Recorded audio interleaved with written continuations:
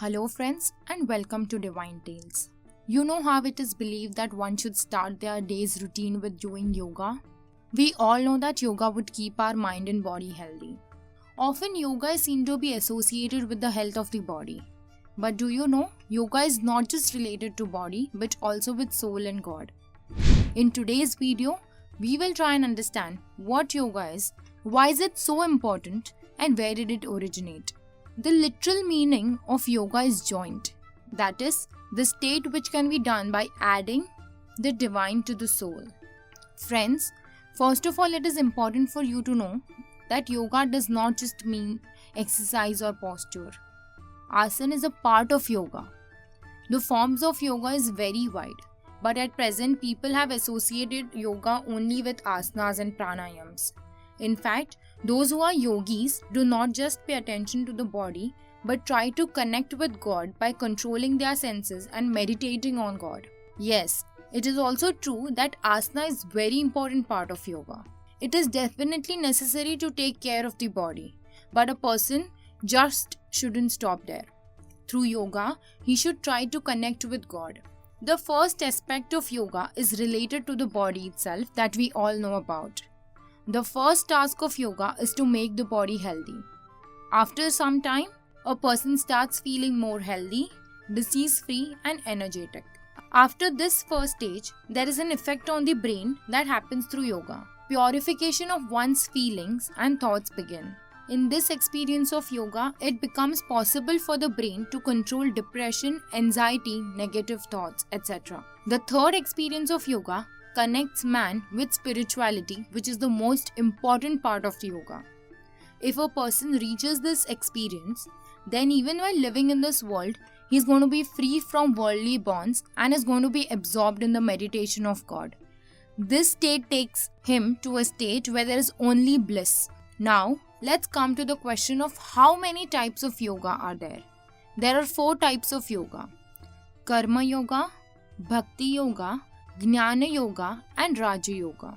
Let us try and know more about these 4 types of yoga now. Let us dwell deep into these 4 types. First is Karma Yoga. Karma Yoga is directly related to one's actions, as we know. Our scriptures say that the kind of situations we face in this world, whatever pleasures or sorrows that we suffer, what we get, what we do not receive, what we deeply desire, all this is based on our previous karmas or deeds. So, to make the future good, we have to do good things in the present. People who follow Karma Yoga work selflessly in life and are always ready to serve others. The second is Bhakti Yoga. In Bhakti Yoga, it is said to focus on the Supreme. In this yoga, one has to concentrate all his energy, thoughts and mind in devotion. Along with this, Bhakti Yoga gives us tolerance and acceptance. Jnana Yoga. The most difficult and most direct branch of yoga is Jnana Yoga. In this yoga, intelligence is developed by working on the intellect. In Jnana Yoga, after careful and detailed study of the texts, understanding the life properly, the intellect is pushed on the path of knowledge. In fact, a jnani is one who understands the purpose of one's own existence. One who knows the true meaning of Brahma and lives only by focusing on that divine being. The last is Raj Yoga. Raj means emperor. In this, a person acts like a monarch, acting with confidence and independence. Raj Yoga is the path of self-discipline. Apart from these 4 types of yoga, Maharishi Patanjali has told 8 major limbs of yoga. These are Yam, Niyam, Asana, Pranayam, Pratyahara, Dharana, Dhyana and Samadhi. After successfully completing all other parts of yoga, if man has the will, then it is possible to reach the 8th stage, that is the Samadhi. Asana Yoga is of paramount importance in Raj Yoga and it is also simpler than others. Maharishi Patanjali has said that to know God, one has to start from his body. He would then know the truth of himself and his birth. The mind will change only if the body changes. Only when the mind is fully healthy, the soul of a person will be able to do yoga. Presently, many people follow yoga, pranayam and meditation. Among these, the number of people who follow meditation is very less. Many people try to achieve mastery in the first 5 limbs of yoga, but they do not include these 8 limbs of yoga in the process, due to which they do not get full benefit of it. In fact, those who are yogis follow these 8 limbs too and attach themselves to God. Let's try to know in detail about these 8 limbs of yoga, which were told by Maharishi Patanjali. So the first is Yam. Yam is said to follow the social behavior such as not to harass anyone, not to rob, not to commit adultery, and to live life on the basis of truth without doing anything wrong. Living this type of life is part of Yam. Second is Niyam. This is related to the conduct of person.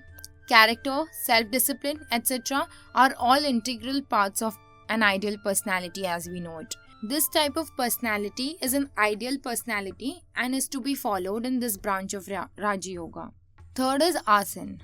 The yogic actions that are performed to keep the body healthy and disease-free are called asanas. Pranayam. Pranayam is a very elaborate process of breathing control. Eclipsing pranavayu in a balanced manner, regularly taking long and deep breaths are its paths. This is a very difficult process. On this, the person attaining attainment achieves longevity and successful life. Pratyahar. Concentration of mind is called pratyahar. Concentration leads man to success, as we all know. Yoga has many more easy kind of asanas that can be followed to increase concentration. Dharana. In this state, concentration is focused on breathing. All attention is focused on the breathing and exhalation process. In this way, over time a person is successful in the process of meditation, which brings peace of mind. The 7th is Dhyan. Dhyan is the 7th limb of yoga. Dhyan involves concentration and meditation on a point of focus with the intention of knowing the truth about it. The 8th and final stage is Samadhi. Meditation is controlled when the person reaches the state of Samadhi. That is, he becomes absorbed in Parabrahma. In this state, the person attains ecstasy and experiences bliss. Now, let's come to the question, when and how did yoga start? It is said that a yogi arrived in the Himalayas about 15,000 years ago. Nobody knew about his past and present. Days passed, but he did not say anything. His body and face were such that a crowd of people started gathering to see him. Everyone asked about him, but he did not answer. He sat at the same place for months. People thought that this was nothing short of a miracle. He was stable in one place without eating or drinking anything. The proof of him being alive was only by the fact that after some time, tears started rolling down his cheeks. These tears were of ultimate bliss. We know that, right? That when a person is in great joy, tears naturally start to come out. He did not respond to anything at all. Seeing him steady, people started leaving, and in the end, only 7 people stayed there. They understood this yogi, who is able to sit at one position, is definitely beyond worldly pleasure and materialism. Otherwise, sitting for so long in one position would not be possible. These 7 people were later called as Saptarishis, and the yogi who sat there was known as Adi Yogi. Saptarishis were the first disciples of Adi Yogi. Seeing the interest of those 7 people, Adi Yogi started giving them elementary education, and their education lasted for many years. When the direction of the sun was changing one day, when the sun turned towards the south, they also turned to the south to explain the science of being human. This was the date which falls on 21st June every year. Yoga started on this day. That is why this day has been declared as International Yoga Day by the United Nations. When there was no religion or caste on the earth, yoga was started. He described in detail the mechanics of being human to the Saptarishis, in which he explained 112 ways through which a person can achieve his true state or ultimate bliss, and the whole yoga science has been following these paths. The Saptarishis went in different directions, preaching yoga, and thus yoga started. Hope you liked our today's video on yoga. If you did, please like and share this video with your friends and dear ones. Also, do not forget to subscribe to our channel, The Divine Tales English, and click on notification bell to get notified about new videos. That's all for today. Thank you.